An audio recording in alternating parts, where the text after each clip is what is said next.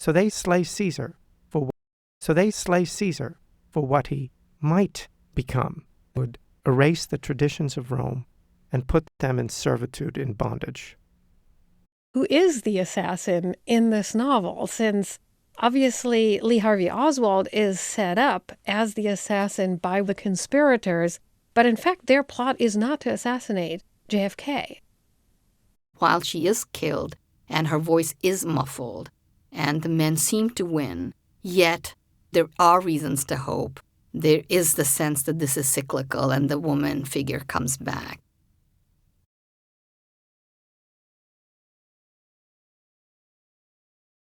The word assassin comes from a sect known as the Hashashin, who became famous for their fearless murders during the Crusades.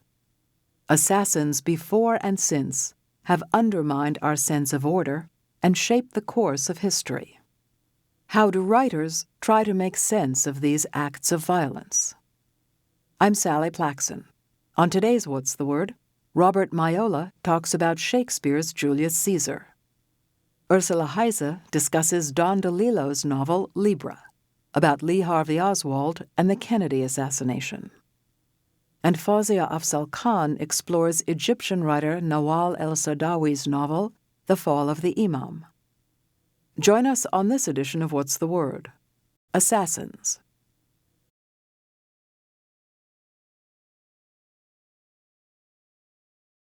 The assassination took place Ides of March, that's the 15th of March, 44 BC. It was a pivotal moment in Roman history. It was the moment of transition from republic to empire. Robert Maiola is a professor of English at Loyola College in Baltimore. He's edited editions of Macbeth and Hamlet and is the author of Shakespeare's Rome, a book about Julius Caesar's assassination. And Shakespeare chose to dramatize one of the great moments in all of its ambivalence. People had various views on it. Was it a justified killing? Was it an unjustified slaughter? Was it ever justifiable to slay a ruler? And these were not merely academic questions, though they certainly were debated by the best minds in Europe. They were intensely practical questions, as every major ruler faced assassination attempts, including Elizabeth. The play is set in 44 BC. Rome is at the center of an enormous empire, but crumbling at home. Early in Act 1, Cassius, a high government official, begins to plot to assassinate Rome's ruler, Julius Caesar, before he becomes a dictator. He seems to appeal to what he perceives to be the degeneration of Rome under Caesar. Age, thou art ashamed, he says. When thou hast lost the breed of noble bloods, when went there by an age since the great flood? But it was famed with more than with one man. For Cassius, the idea is that he presents a danger to the idea of Rome, to its independence and to its traditions. It's not a personal animosity, so he says. In Shakespeare's day, says Maiola, treatises offered theories on how the decision to assassinate a ruler should be made. Some people believed you needed to get a group of high-ranking government officials together, which is in fact what happens in the play. Some people believed that any citizen or group of citizens could take it upon themselves to strike down the tyrant. In this play, of course, the real struggle the assassins have is to get Brutus to join the conspiracy. They want him in because his nobility, his patrician status, his virtue, and, key word in the play, his honor, will lend a respectability and a justification to the assassination. Like Cassius, Brutus has no great personal animosity toward Caesar.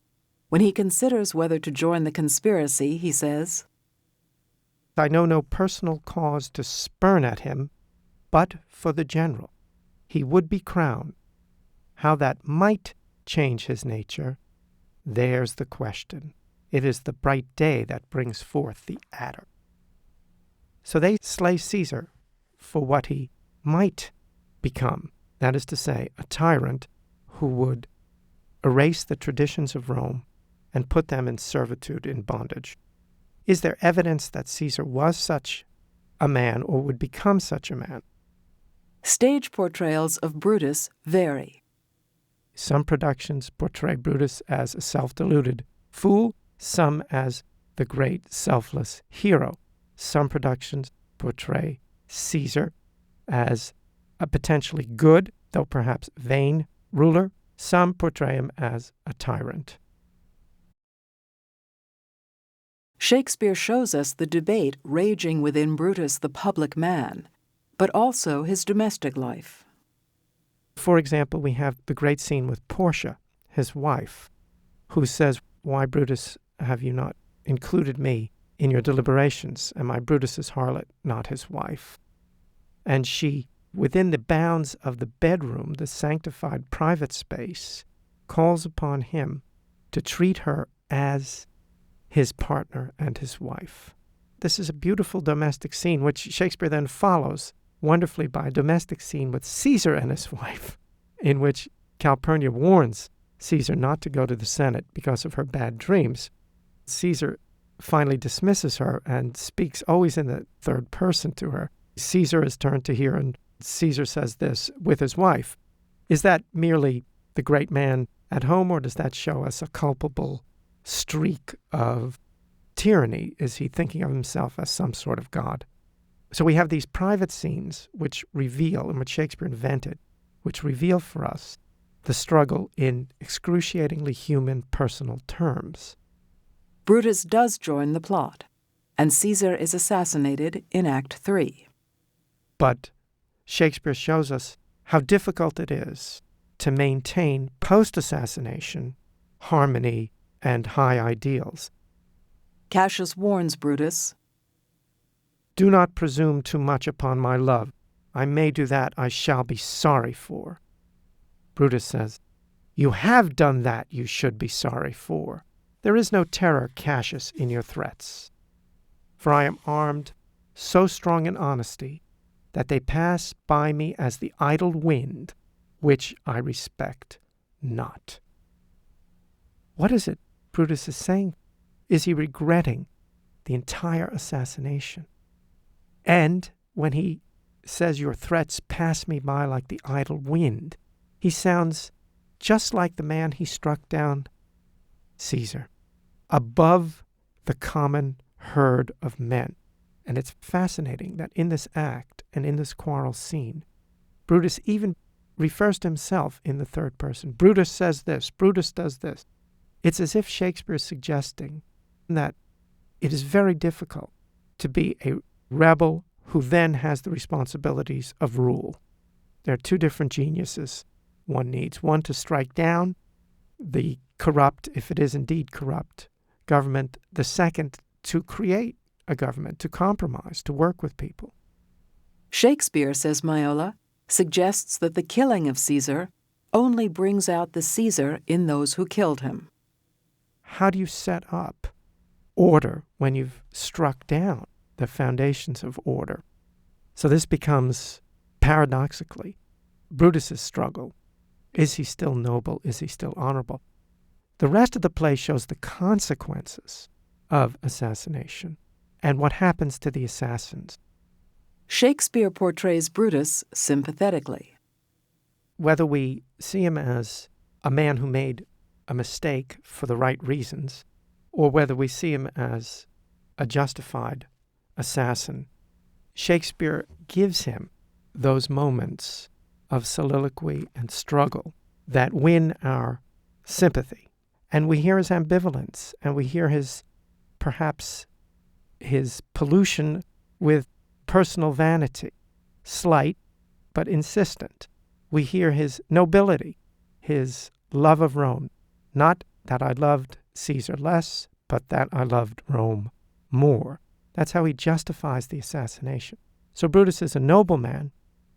In Maiola's view, Shakespeare is after the story of a man who tried to be good. Brutus is a preliminary sketch for later figures like Hamlet, who also try to live up to some ideals and then begin questioning whether those ideals are themselves flawed and who live and die in that struggle. He could be guilty either way. And so in the political world, that seems to ring true, and it seems to ring true in our world. Sometimes we do the wrong thing with the best of intentions. And that, for Shakespeare, was a compelling story. It was drama.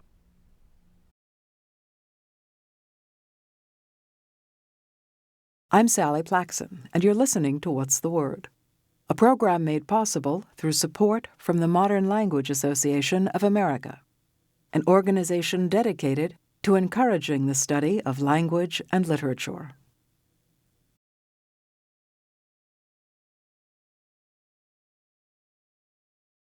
Libra is a novel about the Kennedy assassination that was published in 1988, 25 years after the fact. And so the first thing I think you have to ask about that novel is why write yet another book about the Kennedy assassination after thousands of books have already been published on the subject?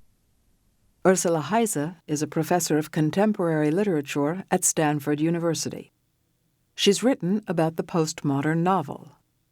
Libra is by Don DeLillo. I think one way of getting at what DeLillo might have been after in writing this book at the particular point he did is to think of it in the context of the Reagan administration and the Iran-Contra scandal, which raises some similar problems of conspiracy, of knowing exactly what is going on behind the scenes.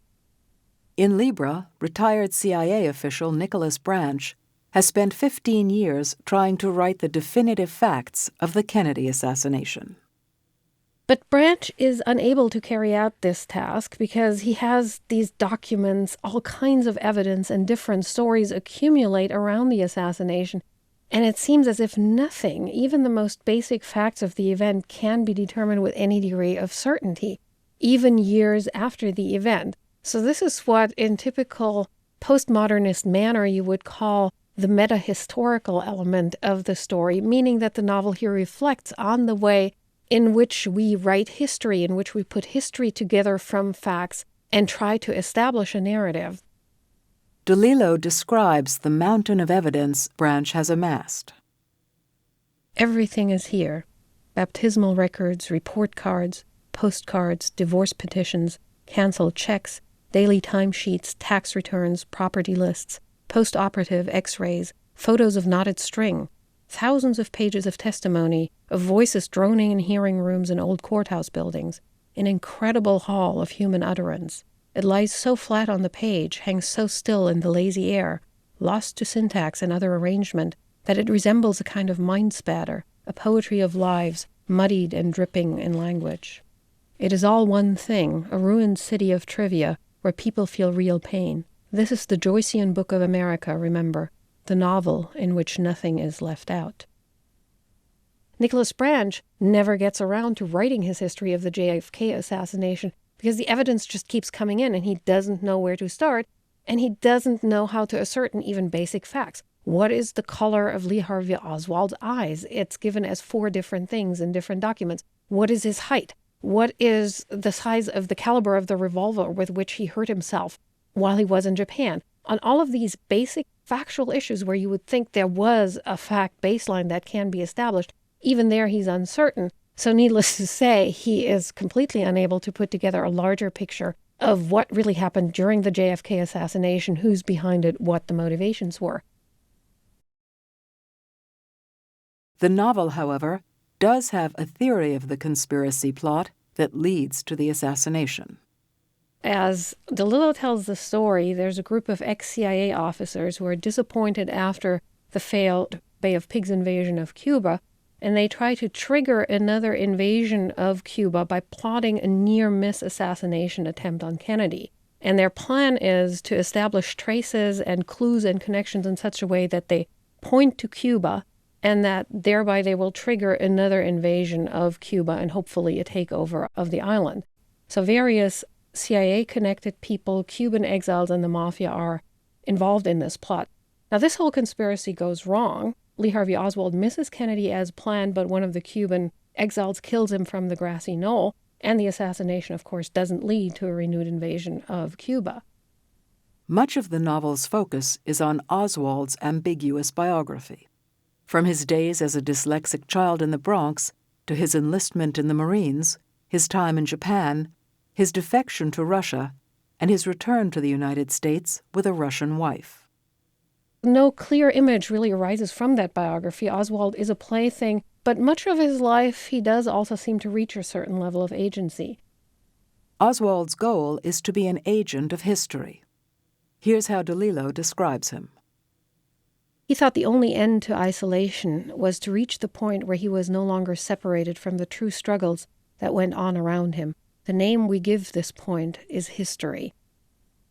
But DeLillo is not trying to illuminate historical facts, says Heise. He's interested in how history gets written. In what ways these facts themselves might be contestable, might not be as certain as we think.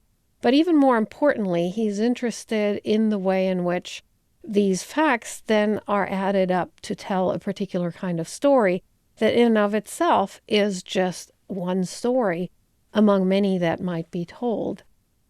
Libra raises the question, who is the assassin?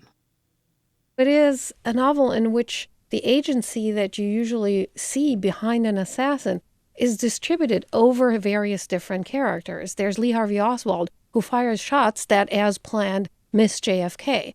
There is the Cuban who fires the shots that actually kill JFK, but he's only a minor character and by no means the focus of the novel. There's the conspirators who want to have an almost assassination of JFK, who see the plot in the last instance slip from their hands. There is a sense of almost tragic inevitability in the sense that death and tragic events will happen no matter what individuals or institutions intend. Libra does actually, in a strange postmodernist way, harken back to the older genre model of the tragedy and to something like Julius Caesar. Despite the novel's interest in conspiracy, says Heise, the emphasis on coincidence increases. So it's a novel that's balanced in between offering you conspiracy plots on one hand and then the overwhelming force of sheer coincidence on the other hand. DeLillo writes about the relation between conspiracy and chance. If we are on the outside, we assume a conspiracy is the perfect working of a scheme. Silent, nameless men with unadorned hearts. Conspiracy is everything that ordinary life is not. It's the inside game, cold, sure, undistracted, forever closed off to us. We are the flawed ones, the innocents, trying to make some rough sense of the daily jostle. Conspirators have a logic and a daring beyond our reach. All conspiracies are the same taut story of men who find coherence in some criminal act. But maybe not. Nicholas Branch thinks he knows better. He has learned enough about the days and months preceding November 22nd, and enough about the 22nd itself, to reach a determination that the conspiracy against the president was a rambling affair that succeeded in the short term, due mainly to chance. DeLillo is also interested in the role of media, especially television. Heise reminds us that he is writing Libra in the 1980s, the era of Ronald Reagan. A president who was originally a movie actor and one whose administration was expert at handling the media and who attained great popularity because of his media appearance and his adeptness at dealing with the media, especially television. So all of these are concerns that Don DeLillo takes from the 1980s and tries to explore in the context of the 1960s. The assassinations of both Kennedy and Oswald are such mediatized events. The novel focuses on how media creates a celebrity culture. Oswald himself, at the moment of his dying, imagines himself on television. And this happens again and again in the novel, that characters imagine themselves mediated through mostly television. So this is a reflection on how we experience our own identity and the events around us through the mediation of television, not just as an outside force, but as something that actually has become part of our own minds, part of the way in which we think about our own identity. The gist of the novel, in many of its details, seems to be that the only authenticity that people have is through their photos, through their writings, through the images that are projected on television.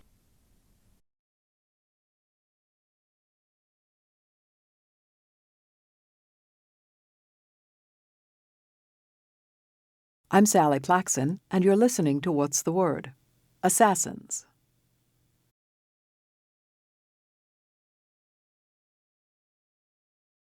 The Fall of the Imam is very much one of those novels that speaks truth to power. And of course, in that sense, it's also a book about assassins, and assassins as political actors and political actors as assassins. Fawzia Afzal-Khan is a professor in the Department of English at Montclair State University. She's the author of A Critical Stage, The Role of Secular Alternative Theater in Pakistan, and editor of Shattering the Stereotypes, Muslim Women Speak Out. Nawal el-Saadawi is an internationally renowned author with more than 30 novels to her name. A psychiatrist by profession, Egyptian-born el-Saadawi was outspoken about women's sexual health issues, and as a result, she was imprisoned for 6 months during the presidency of Anwar Sadat. She has been constantly under threat of being assassinated. The Fall of the Imam is a stream of consciousness novel about the plight of women in patriarchal regimes. It was written during Anwar Sadat's rule in Egypt, says Afzal-Khan, but invokes a timeless, placeless setting encompassing the entire Judeo-Christian Islamic heritage. The victim is this young girl called Bint Allah, the daughter of God, which is what that means in Arabic. The novel opens with Bint Allah and her dog being chased by assassins, the security apparatus of the Imam, a figure of religious and political authority. Bint Allah is this figure of rebellion, the woman who stands up, but the woman who is also unable to stand up because she's alone. We later find out that the Imam may be Bint Allah's father. She is an orphan and she's being raised in an orphanage. We find out later that she is the child of the woman who was assassinated, killed, stoned to death, actually. As an orphan, Bint Allah is meant to represent all women in patriarchal societies. The novel opens, The search begins. It was the night of the big feast. They hunted me down after chasing me all night. Something hit me in the back. I was looking for my mother in the dark, running alone with my dog following in my tracks. They do not know how to fight. They have no honor. They have no pride. They always hit you from behind. Bint Allah's assassination occurs over and over. As she appears and reappears, she stands in for all women who are repeatedly oppressed. The cycle reinforces the sense of hopelessness. I guess the question that is raised for the reader is, will this ever end? Will this cycle of violence, of the figure of woman constantly under threat of being assassinated by the powers that be, the masculinist powers, will she ever escape? Bint Allah undergoes metamorphoses throughout the novel. There are some chapters that are related in her first-person voice as Bint Allah. There are other chapters where there is a narrator or a narrative voice which looks at her, and so it's third person, and then sometimes the female figure morphs into the male into the female. While the novel's cycle of violence seems hopeless, Afzal-Khan points to guidance el-Saadawi gives women in their struggle. In the very first paragraph, for instance, Bint Allah is searching for her mother. The fact that the novel begins with this passage of Bint Allah, the daughter of God, running away from her persecutors, who are all men of religion, men of the security forces, men of the military, and that she's looking for her mother, is, I think, a very important marker of what needs to happen if women are to reclaim their identities. The character of Scheherazade, who tames Shahryar, a murderous king, by telling him stories every night, hangs over this book as a literary influence, says Afzal-Khan.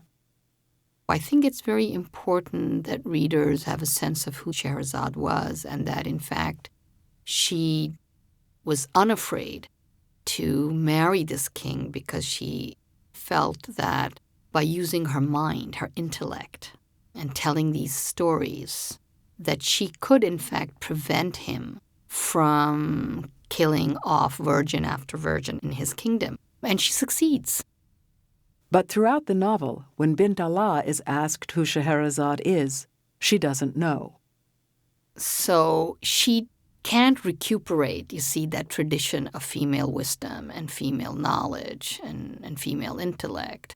And I think that at some level, what this novel is suggesting is that women need to empower themselves.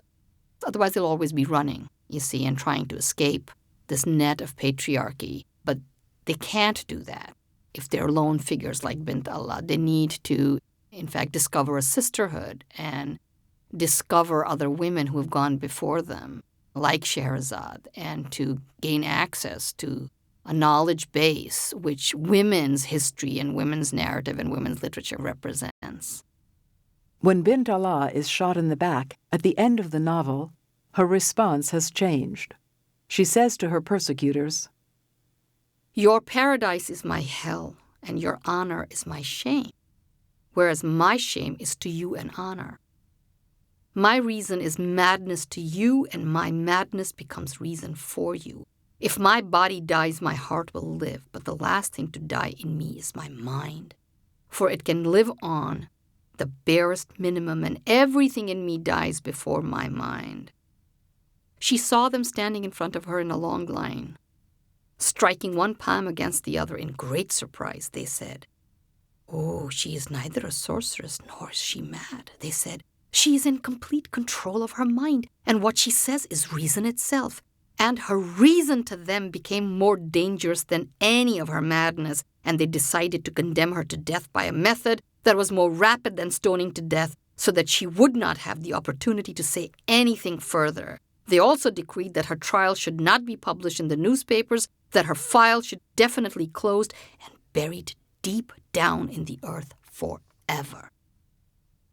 So the men realized that, in fact, what they have been calling her madness is, in fact, reason itself, and that they can't take the chance that the world listen to that reason, and so they have to just bury her quickly, not let any word of what she's saying get out to the public at large, because then the world could change. But of course, we've got the book, you see. So her words are being heard through the writings of people like Nawal. The title, says Afzal-Khan, is hopeful. And of course, the cyclical structure of the novel suggests that while she may be victimized at the end of each cycle, she still rises up and comes back to challenge the structures that are in place, historical, literary, political, economic structures. And as long as women don't give up the battle, I think that there is hope that the Imam can fall one day. Thanks for joining us on What's the Word? I'm Sally Plaxon. Technical Director, Duke Marcos. Production Manager, Lee Morgan. Production Engineer, Steve Weiss. To learn more about What's the Word, visit our website at www.mla.org. For a list of works mentioned on today's show, Assassins, please email us at radio@mla.org and ask for a copy of the list for program number 280. Or call 646-576-5102. Join us next time on What's the Word?